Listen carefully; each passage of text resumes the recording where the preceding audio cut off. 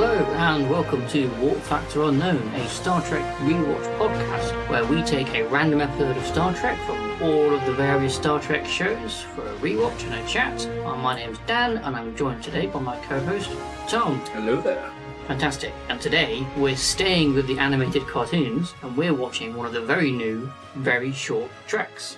I had never heard of these very short Treks. I'd heard of Lower Decks, obviously. Prodigy was a new one to me as well, and then all of a sudden I thought, hang on, there's actually official Star Trek very shorts on the official Star Trek channel. So these had been announced and got released as part of the 50th anniversary of Star Trek. They got released, they got announced at the Comic-Con, San Diego Comic-Con. Mm-hmm. And these are actually not canon. So we could have left them out of this rewatch show. But I thought we should leave them in because, you know, the original Star Trek animated series, I know you've not seen it, but you know it exists. Yes. For the longest time, I don't know how long, but that wasn't canon as well. Then it got retroactively made to be canon. So it is now like officially part of the lore. So maybe in like 30 years, these very shorts are like, no, that actually totally definitely happened. Well, I can see after watching this episode now, I mean, we're going to discuss it, but I can see it becoming canon. You could imagine, even though it's not filmed, for obviously in the Star Trek shows that we've seen, I can imagine behind the scenes this sort of stuff does happen. Oh, exactly. These just don't make it to the full 45-minute episode that we're used to. Which that's a very good point, actually. The episode of very short we're watching today is Holiday Party. So yeah, it's very short. It's probably a very short podcast, but that's perfectly fine. Do you want to kick us off, Tom? Thoughts or any notes about this little episode? Yeah, so I went into it not knowing what to expect, really. It's 3 minutes long, you know. Well, what could it be like? How much story could they actually get done in 3 minutes? And the answer is not much. No. At all. But from what I did see, I really liked, and I just like the fact, people that have seen the show will know, but it's basically Spock trying to entertain the crew on holiday. They're on holiday? No, it's celebrating First Contact Day. And it's hilarious that his best form of entertainment is trying to eradicate all thoughts. That's his best entertainment. But he says, I know that I have to sort of adopt how you entertain yourself and try and put it across in that way. So the first thing he shows a series of clips on his TV, doesn't he? The first one is absolutely brilliant. It's a holodeck malfunction, which brings me to mind like the first Star Trek film, you know, when that guy has that accident on there. Which side? Star Trek Motion Picture. I think he's Oh, no, aboard. you're going to have to remind me about this transporter accident. From what I remember, there's a transporter malfunction and one of the crew dies while being beamed onto the ship. Totally believable. And I think this is was like a callback to that, even though it's much more graphic. This one. That makes a lot of sense. Yeah, and just the expressions on their faces said it all, really. That Spock was crap at entertaining, but it was very funny. My thought about that very first clip that Spock showed was, oh my god. Like, transporters are already scary enough. Like, you might get Tuvixed, you might get beamed into space, but now you've just got the possibility of getting half beamed in. You know, like just coming with no legs and your gut spilling everywhere. I think I am now more in the camp of Bones McCoy. I'll take the shuttle. I'm now a bit more wary of transporters. He says, I will skip the next few clips because they are more of the same. Yeah. So I was like, it's quite a frequent happening, I think. In the various shows, the transporter is always breaking down, always killing somebody, or, you know, making two Rikers, and they're like, I'm going to skip out the transporter from now on, I think. Yeah, until they iron out the minor kinks, like appearing with no legs. And then the second clip they showed, it was Spock and T'Pring's, wedding, their breakup, when they break up. It was fine, it was funny enough. The best part about that is, when she's talking, I don't love you no more. And in the background of that clip, he's crying. And it just slowly zooms on his face. He's crying. Yeah. It's such a simple gag. Yeah. It just works. It's really good. It works because it's self-deprecating. Yeah, exactly. Yeah. What else we got? Oh, well, yeah. In between clip 2 and clip 3, Spock says, like, host Spock says, this is a good one for the next clip. And it was like, I've heard that before from you many times, and then you show us some really weird stuff on YouTube. Yeah, but you always got to warn people that it is a good one because it's normally the best of the. Yeah, it's like stuff you find like 2 a.m. Yeah, on your YouTube binges. it's the most memorable stuff, and I believe this third clip that Spock played was the most memorable. At least that's the part I remember from this very short. Or the third clip, the one where the ship crashes into the ship. Ship crashes and 6,000 people die. Yeah.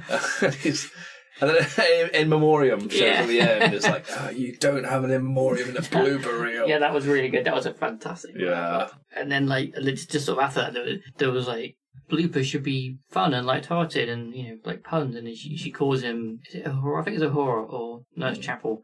Calls him Spork. Oh, yeah. Love it. Like that is a Tom-worthy pun right there. Yeah, puns are good in that one. But it's that bit when he said Spork. I actually love that. It's like that's so good. I think it's just got to laugh out of everyone. That ruined it as well. Yeah, it's good. A bit more about the actual show itself. I love it. I love the animation style of it. I know you've not seen the animated series, but that's what it looks like. They've recreated it, I think, very faithfully. That sort of really 1960s cartoon style.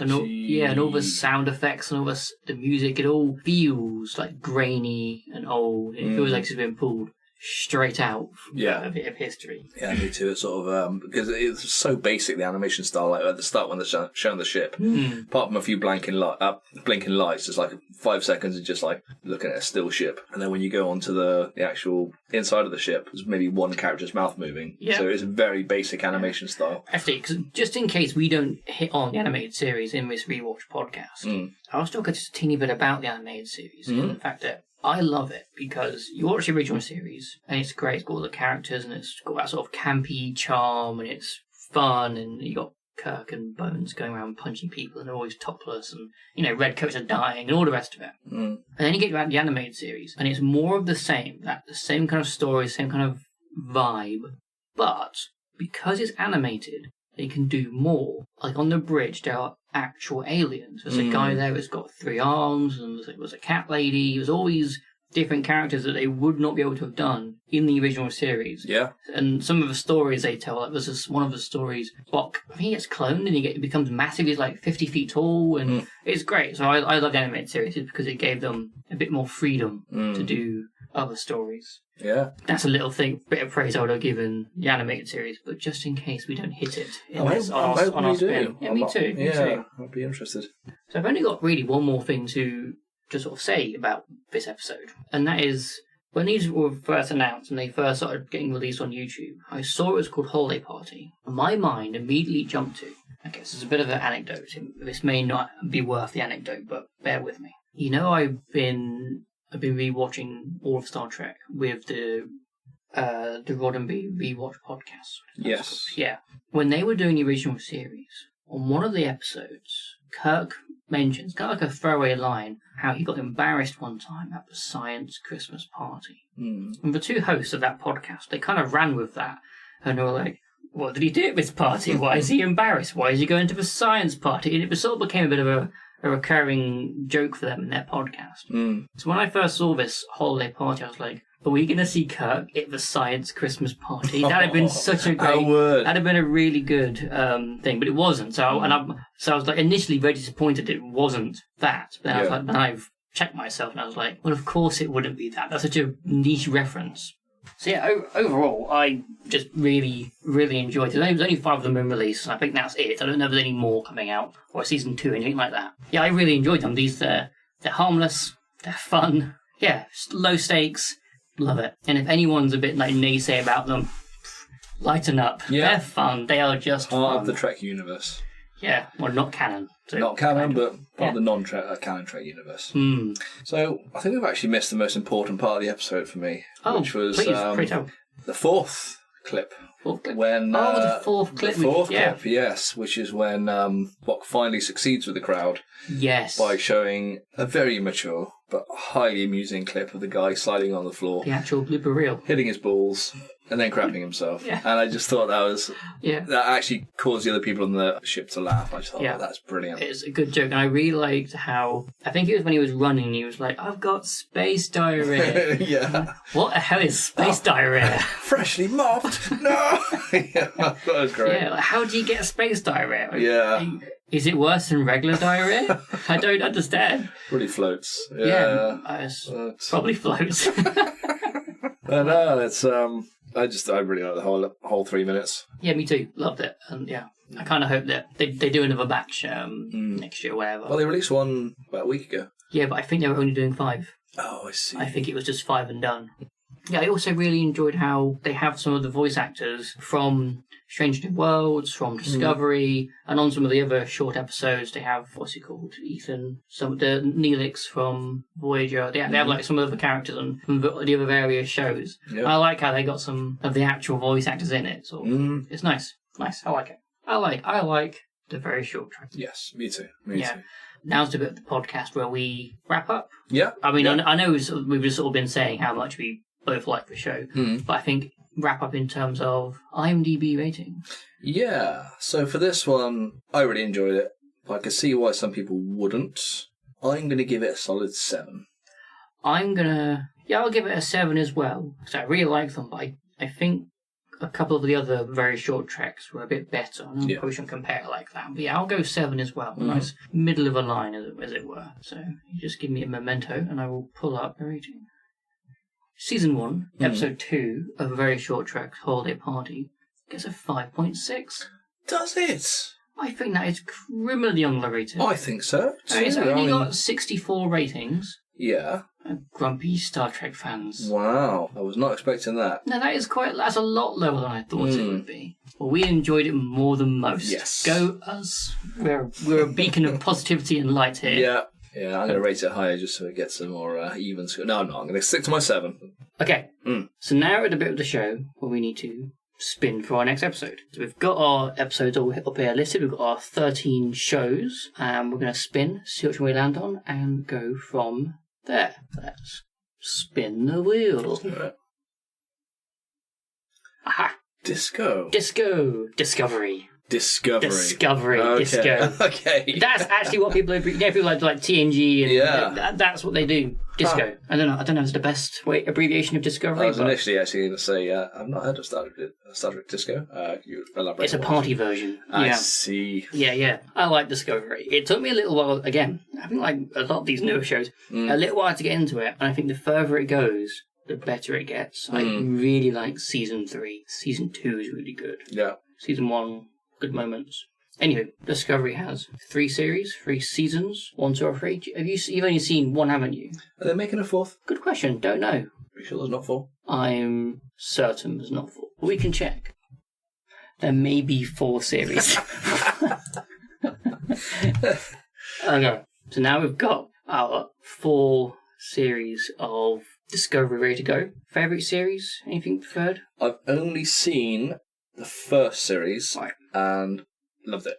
Yeah, loved cool. it. Good. Yeah, I think, as I said, I much enjoy the later series, so I guess it'd be series 4 enjoyed the most. With the one, I won't spoil it because you've not seen it. No. I won't know. But yeah, when they do the thing in season 4, I really like that whole concept. And I think I'm in the camp of they should have done that from the very beginning of the show. Right. Don't worry, you don't know anything about that. No. But our dear listeners, maybe. Anyway, we're going to spin. Let's do it. Series 4.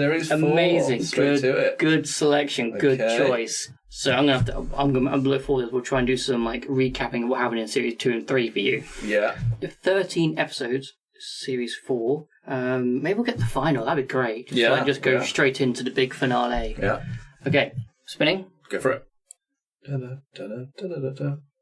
Boom. 11. Okay. Rosetta. I do remember this.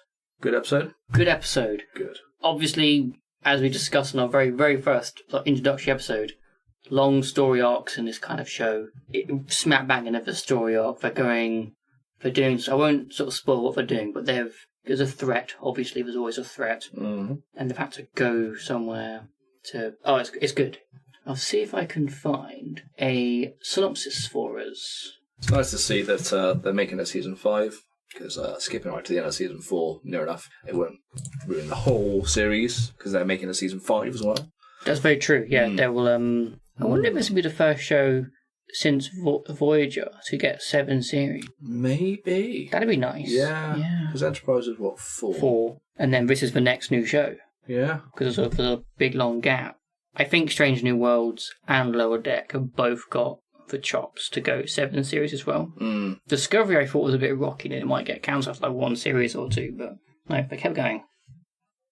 While Captain Burnham leads in an away mission to a planet that was once home to the aliens responsible for the DMA, Book and Tarka secretly infiltrate the USS Discovery.